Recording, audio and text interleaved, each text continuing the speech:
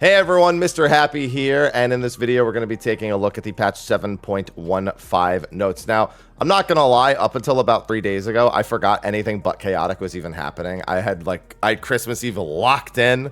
That was going to be the thing that I still had left to do. But I forgot that we still have the Wachumekimeki quest, Nidowikwe, as well as the new Hildebrand, which were also to come out a week before Chaotic. And that's what 7.15 is. It's all that stuff, plus a brief explanation of things like minimum item level, the reward structure for Chaotic. We got a little bit more of a look at some of that stuff by looking at the vendors in-game as well for the Chaotic stuff. But let's read through and see if there's anything of interest. For those of you hoping for job changes, I'll tell you there are not, for PvE at the very least. So we have the Wachumekimeki quest. That's at Ropley over in Tuliolal. No surprises there if you did the Wachumekimeki quest. Hildebrand, that is going to be at Nashu in Tuliolal. She is now present, and I will be visiting her later, of course, to move this along inconceivably further. Hildebrand. This one's supposed to be really short. They said this was going to be akin to kind of like the Stormblood introductory quest, where it's just kind of, you know, a quick inner to get us, you know, acquainted with our next quest line. We have Nidowikwe for the custom deliveries. Obviously, you're only going to be able to progress these once per week as you actually do the deliveries. But the outfit we saw at the end of it over on the patch site looks pretty good. So be sure to start getting these done weekly as well. Hey, you know what? You can earn your mount tokens. That's what I'm doing. I'm almost done with my barrel tender. I'm at like 71. It's just, you know, it's a little bit extra. I'll have it done before even the second week, though. Furnishings. I love this. Was a furnishing winner. This is such a good furnishing as a whole, having like the job. So it's obviously it only has the 10 A Realm Reborn ones, but I really like this one. I really like having the job stones in game. Then we have some other furnishings here. We have like a gun turret from Solution 9, some grass, some stone stuff in the back. We have the streamer setup, of course. You know, if you want to be Eorzea's next hottest streamer, you know, you got to make sure you have this really stylish desk with absolutely no, it's got a few not even a drawer, it's just got a few stands right here. You know, you got this little statue right here. There you go. But you're good. And then we have a new hairstyle. As a reminder, I know I'm not an expert in hairstyles, even in the slightest, because I don't even have the esthetician unlocked. So hopefully this is a hairstyle that people like and are looking forward to. Hairstyle, oh, from 2023. Oh, that looks nice. Yeah, it's a nice looking hairstyle. Like, it's got the little flower braids in there a little bit. Not even braids. Got the little flower hair clips in there, you know, at the bottom. You know, you're looking good. Then we have Chaotic. So even though Chaotic is technically part of the update, it will not be accessible until Christmas Eve at 2 a.m. Pacific. They did tell us this was going to be the case, so it is not a surprise. Now, I have been making many predictions, so let's see which ones were correct. Average item level 710 or above. That is what I predicted based on the total health that Cloud of Darkness had.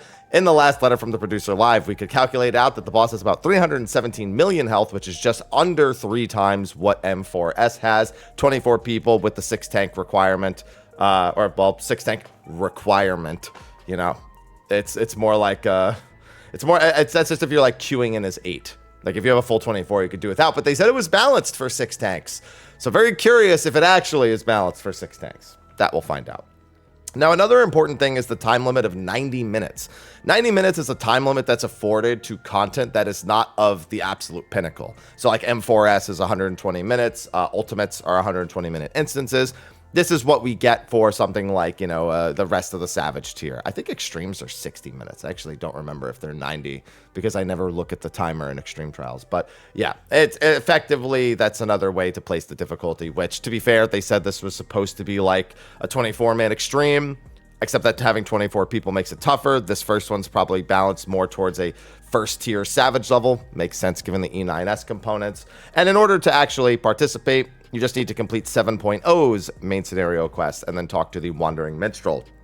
Now, here we have the role requirement, 2 tanks, 2 healers, and 4 DPS. But obviously, if it's a full 24-man pre-made, pre-formed parties registering via the Raid Finder must fulfill these role requirements. Now, if I'm not mistaken, when it says pre-formed parties, it's referring to an 8-man party that is then matching in with 2 other 8-man parties. That's not the same as a pre-formed alliance raid.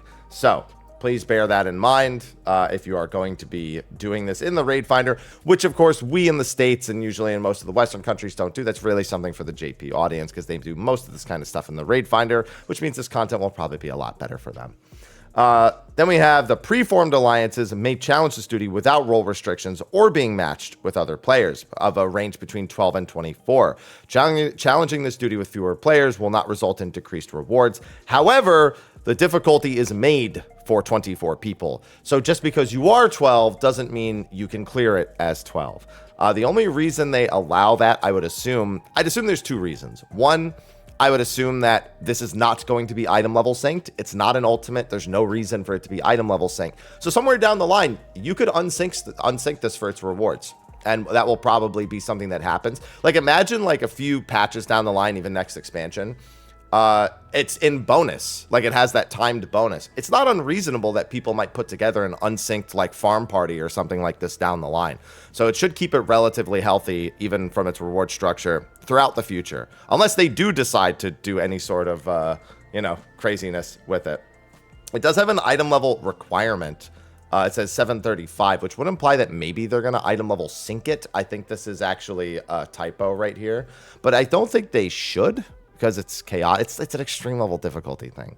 So that might just be something reflective of this patch. Although usually this is what that means, that it will sync it down, but they should allow this to be synced down in the future. I think it would be healthy for it in the long run. Either way, the 12 player thing is just weird. It just doesn't make sense otherwise. They said it's for like practicing. It's like, bro, if you don't have 24 people, how are you going to practice it properly? It's so weird. Item exchange. So item exchange is interesting because I went to the vendor in game to check this, and the rewards are split between the Sublime whatever things in Solution 9 and the actual Cloud of Darkness category. And there are two different rewards. There's a Cloud of Darkness Demi-Materia 1 and a Cloud of Darkness Demi-Materia 2. Now, because it's not explained here, the question becomes, is this like Rathalos, where it was like you get more of one and less of another? Is one of them exclusive for helping new players? Maybe it'll mention that down below. Like maybe one of those is strictly for clearing it and the other one is for clearing it with new players, which would mean that one of the rewards would be way harder to get because you'd exclusively have to be looking for new players, which could actually cause some interesting results in terms of party formation, but we shall see.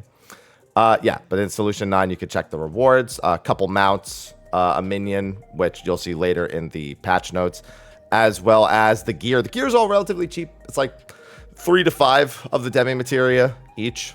Just a question of how many you'll get per clear with or without the increase. So there's also a limited time bonus. When completing Cloud of Darkness Chaotic during designated times, the number and drop rates of rewards from treasure coffers may be increased. An icon in the Raid Finder will indicate when the time limited bonus is active.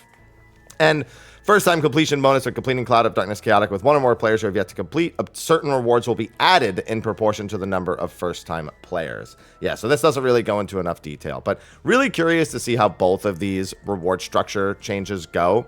I think these could be beneficial in other pieces of content in the game and could be the start of an overall more rewarding experience in Final Fantasy XIV, or at least something that's more motivational to get rewards going. Honestly, if Criterion had stuff like first time completion bonus, limited time bonus, or if it does with the whatever reward structure they come up with it, that's primo, in my opinion. Cloud of Darkness Chaotic added to High-End Duty Finder and also to Stone Sky Sea. PvP got a bunch of adjustments. Obviously, you're not going to get much from me on this. I haven't done much PvP in quite some time. I got Crystal in rank 1, and I follow stuff occasionally, but like, you know, you're not going to get anything super informative from me. Just some Dragoon buffs we can see. A Paladin nerf overall. Well, sort of. It's a nerf to certain things, a buff to other things. Wins reply. Yeah, I mean, it's just... Listen, I just slept 13 hours after doing a 12-hour overnight stream. I don't have time to think about the implications of all the PvP numbers, I'm not going to lie. And Ivy is over here having zoomies after cuddling with me for God knows how long. Hey, Ivy, listen, we're recording. Hey, we're recording. All right? Yeah, anyway. But this is all PvP stuff. No PvE adjustments, which I didn't expect any PvE adjustments. I know people are thinking maybe with Picto and Ultimate. It's like, no, they were never going to touch that. Crystalline Conflict. If teams have equal progress scores by the end of overtime, victory will now be awarded to the team that had the higher progress score at the commencement of overtime. Interesting. So what if they're exactly the same even then? It looks like they're trying to eliminate, like, draws entirely, pretty much. Adjustments have been made to the range of tiers when matchmaking in the Japanese data center, probably because the participation's not as high. New items, these are the ones from the site. These are the chaotic items. Ivy, please stop messing with the stuff on my desk. New recipes have been added. Nidowikwe, this is the new custom delivery NPC. Total of 12 custom deliveries made each week. Obviously, 6. Well, yeah, 6 per actual client. Railroad employee and Tuliolal. Everything's in Tuliolal. Always go to Tuliolal. And then you can dress her up when your satisfaction level reaches maximum. Player must have glamours unlocked to acquire this. Glamour prisms are required as catalysts. An item used as glamours will be bound to you. Can no longer be traded on the marketplace. New items have been added to gathering points. New varieties of fish have been added. Don't tell whoops. New mounts have been added. Although new varieties of fish and new items are probably specifically custom delivery stuff, not big fish or anything. New mounts. This is the Cloud of Darkness mount and the PvP tile mount, as I like to call it. Both of these are, of course, available from Chaotic. We saw both of these in the letter from the producer live, so no surprises there. Cloud of Darkness minion, as well, was added. And I think there was also... I think when I checked the vendor, the hairstyle was from Cloud of Darkness, if I'm recalling.